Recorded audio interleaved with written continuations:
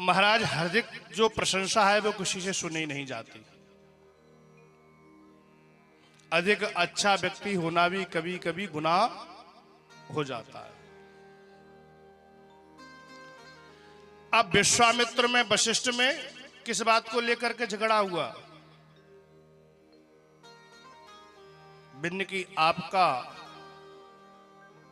राजा हरिश्चंद्र ने एक बार अपने गुरु विश्वामित्र जी के वशिष्ठ जी को बुलाया और वशिष्ठ जी को बुलाकर के हरिश्चंद्र ने अपने गुरुवर का इतना पूजन किया, इतना पूजन किया, इतना सत्कार किया कि जो गुरु का हृदय है ना तो गदगद हो गया। हमारे यहाँ क्या कहते हैं? संत हृदय नवनीत समाना, संत हृदय नवनीत समाना, संत हृदय नवनीत समाना, संत हृदय नवनीत समाना। कहा कवि न पर कहा न जाना, और कहा कवि ने कहा न जाना, कहा कवि न पर कहा न जाना, और कहा कवि ने में कहा न जाना। हमारा संतों का जो हृदय है वो नवनीत की तरह होता है। यदि कोई भक्त उनकी प्रशंसा कर दे, कोई भक्त उनका पूजन करे तो उसकी जो प्रशंसा है वो कहीं भी करते हैं। फिर तो आज वशिष्ठ जी ने कहा कि मेरा जो सेवक है, मेरा शिष्य है, मुझे त्रिलोकी में दूसरा शिष्य कोई ऐसा किसी का हो ही नहीं सकता। महाराज जब मैं मृत्यु लोक में जाता हूं तो मेरा जो शिष्य है वो शिष्य अपने अश्रुओं की धारा से मेरे चरणों को पखारता है। जब वो अपनी अश्रुओं की धारा से हमारे चरण पखारता है तो मेरे हृदय में केवल उस समय एक ही उत्कंठा प्रकट होती है, भगवान इसके लिए मैं अच्छे से अच्छा क्या करूं।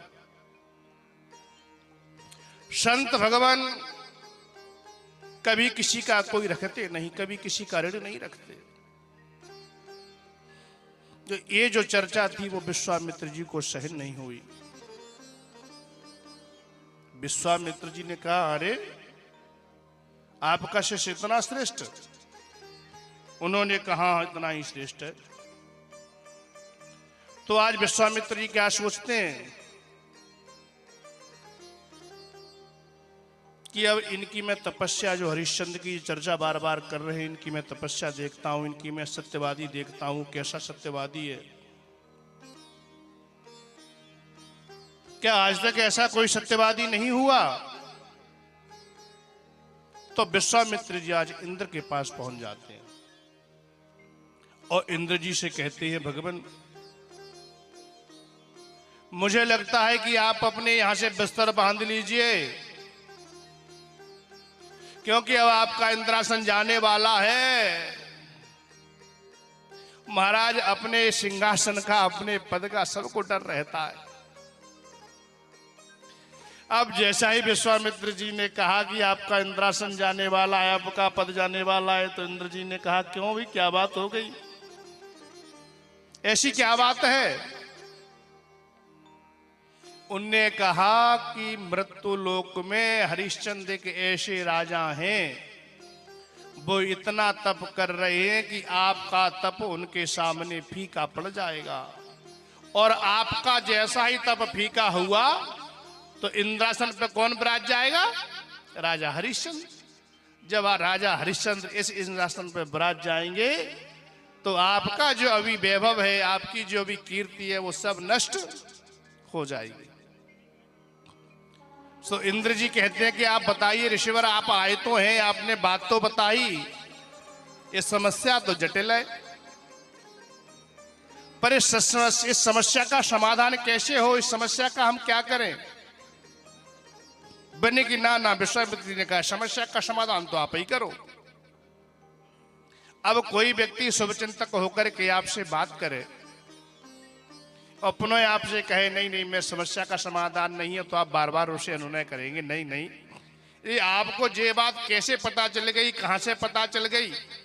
यदि आपको बात का पता चल गया तो आपको समस्या का भी पता होगा कि समस्या का समाधान कैसे होगा। जब इंद्र के बार बार कहने पर विश्वामित्र जी ने उनकी आज्ञा स्वीकार की। विश्वामित्र जी कहते हैं ठीक है, आप बार बार उन्होंने कह रहे हैं तो मैं आपका साथ तो दे सकता हूं, पर आपको मुझे 3 चीज देनी पड़ेगी। क्या? कि हमारी जो शक्ति है वह रूप बदलने की हो जाए। मैं मृत्यु लोक में जाऊंगा, रूप बदलूंगा, और रूप बदलूंगा तो जो आज सत्यवादी हरिश्चंद्र है उसकी मैं सत्यता देखूंगा, उसकी जो सत्य है वो नष्ट हो जाएगी, तो आपका इंद्रासन अजर और अमर हो जाएगा। तो उनने कहा क्या मांगते हो? कि एक तो मैं ब्राह्मण बन जाऊं, जब चाहूं जब ब्राह्मण बन जाऊं। दूसरा सर्प बन जाऊं। कि तीसरा सुअर बन जाऊं। इंद्र ने कहा ठीक है, ये 3 चीजें देने से ही हमारे इंद्र का जो इंद्रासन है, हमारा जो पद है वो सुरक्षित है, तो जाओ हमने आपको तीनों चीजें दी।